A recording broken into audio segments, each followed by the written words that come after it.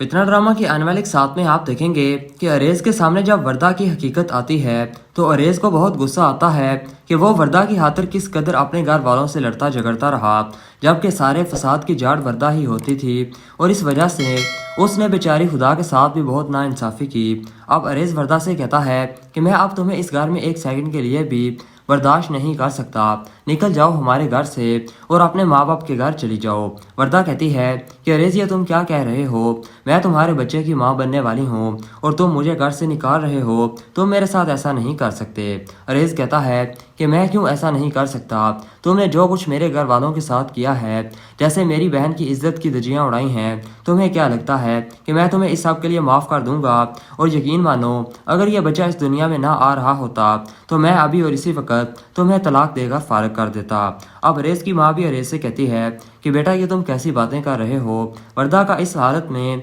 अपने माँ बाप के घर जाना ठीक नहीं है, तुम इसे माफ़ कर दो और हमारी वजह से अपना घर खराब मत करो। अरेज कहता है कि अम्मी कम से कम आप तो ये बातें ना करें, इसने आपके और खुदा के साथ क्या कुछ नहीं किया और मैं बेवकूफ़ भी इसकी बातों में आकर आप लोगों से लड़ता झगड़ता रहा। आपको तो चाहिए कि आप खुद इसे हाथ पकड़कर घर से बाहर निकालें और मुझे भी बातें सुनाएं जिसके हम दोनों हकदार हैं। अरेज की माँ कहती है कि मुझे तुम दोनों से कोई गिला नहीं है, बस तुम्हें अपनी गलती का एहसास हो गया है, हमारे लिए यही काफ़ी है। इस तरह अब अरेज अपनी माँ के और खुदा के कहने पर वर्दा को माफ़ कर देता है।